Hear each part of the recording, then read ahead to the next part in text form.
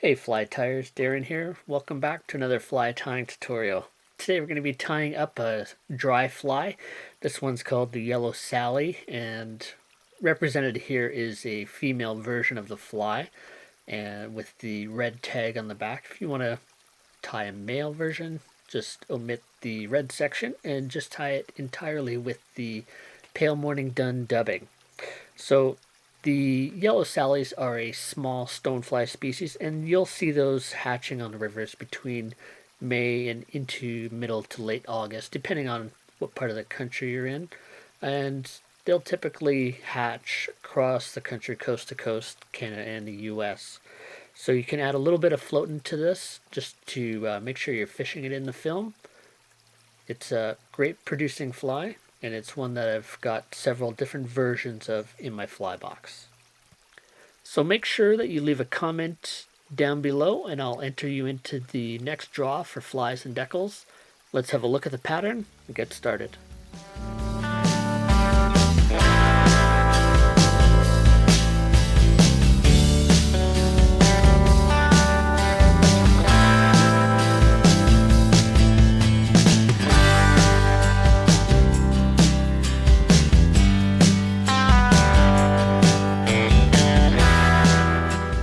Alright, so to get started we're going to put a fresh hook in the vise.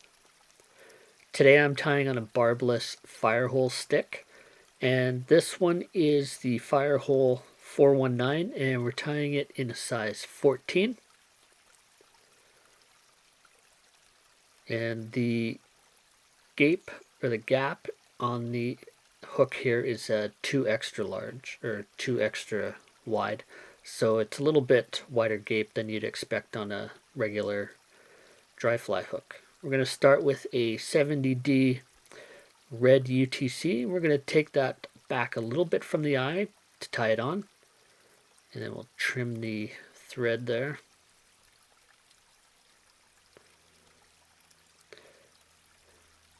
And we're just going to use this thread as our tag. So we're going to tie this backwards into the bend of the hook with touching turns. We want to make sure that we cover all of the bare hook shank here. This is going to be the ovipositor for the female version of the fly. So we've got that tag tied in. If you want to, you could add a quick brush of something like a UV resin, like bone dry, just to kind of give that a little bit of durability. But we're going to omit that today. So next we're going to take our main tying thread, and we're going to be using an olive 70 denier UTC thread here. So we'll tie this on at the same point where we tied on our red thread, and we'll take that back just kind of to establish the body of the fly. You want to have a little bit of a tag. You don't want it too small or too large. Maybe 1.5 times the length of the eye should be good. Now we're going to take some dubbing. You don't need a lot. So this is a pale morning dun, or you could use pale evening dun, something that's kind of got that light yellowish olive color to it. Just a pinch. And then we're just going to dub a very fine noodle onto our thread. You just basically want a fuzzy thread. You don't want too much bulk on here. So we're going to try and keep this fly fairly slim. After we got that dubbing on there, we just want to go back up and kind of firm on the dubbing that we've put on already. And then we're going to start to build in a taper. And this will kind of establish the point where we tie in our wing as well. So we don't want to go forward of that right now. We want to go back all the way just to cover up those thread wraps of the olive color.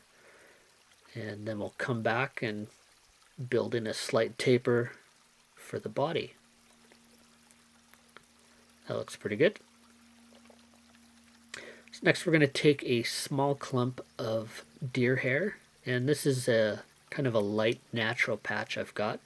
If you've got a bleached or something light, That's probably what I would recommend going with, because this color or this pattern tends to be quite a bit lighter. So we'll take that and we'll take out a bit of the under fur, any really short fibers. I just like to put my scissors through there once or twice. Kind of pulls out some of the guard hairs. If you have a hair stacker, go ahead and stack that, but I like to leave it a little bit natural looking. I don't like the tips to be lined up too evenly. We've measured that off just to the back of the hook. We'll pinch wrap that in place. Then we'll add a few looser wraps just to kind of make sure that it gets secured. We'll trim off the butts. We don't need those. And then we'll go back and we'll kind of secure down and compress those butt ends just so that we don't have a really bulky head.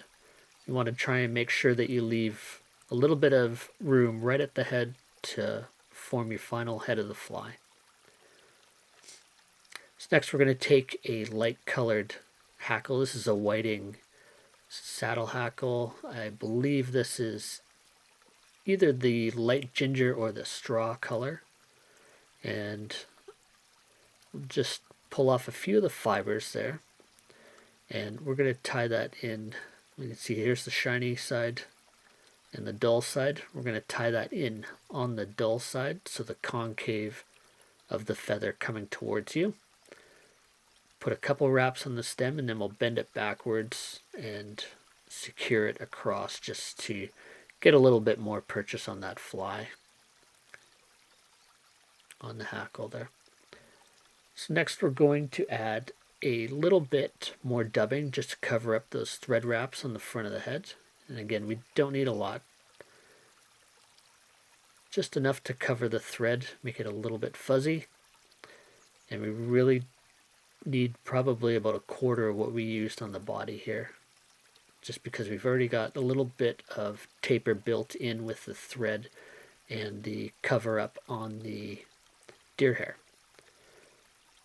So we'll wrap that, and then we'll just add a half hitch just in case that thread wants to slip off and we don't have all our work come undone. Next we're going to take our hackle and then we're going to wrap it probably 3 to 5 times depending on the size of hook. Maybe go 4 wraps here perhaps. And then when we get to the eye, we want to just catch in that hackle with our thread. Then we'll pull everything back and add some securing wraps. And we want to wrap back over the hackle where we've caught it with the thread. Now we're going to grab our whip finish tool and we'll add a whip finish to the fly. You just want to make sure that you pinch back all those hackle fibers that you don't catch any in your whip finish. Make sure you seat that, and then we'll trim off the thread. And then to disengage the hackle, we'll just grasp it firmly and give it a little snap. So if you got it tied in properly, you're good to go. Prim that a little bit. We're going to add a little bit of head cement just to secure those thread wraps. And we're just using a little bit of loon hardhead. This is a water-soluble head cement. I did get a little bit in the eye here. So what we're going to do is just take a small tip of a waist feather and we're going to stick that through just to clean up that excess glue that got in the eye hole. And that way we don't have any trouble when we're on the river. So one more thing that you can do with this, and just to give it a little bit of a haircut underneath, just to help it sit a little bit flatter. It's totally optional, but I do like to do that to mine just to kind of clear the hook gape. Hey fly tiers, thanks for stopping by and checking out my fly tying videos. If you enjoyed the video and want to show your support, hit the thumbs up and share it to your social networks. I hope you consider subscribing to the channel, and if you do, be sure to hit the bell icon to get notifications on my latest fly patterns, tips, and reviews. If you have a question or comment, leave a message below. You'll also be entered into the next draw for some of the flies I tie and a few stickers. Until next time, this is Darren saying, keep a hook in your vise. Cheers.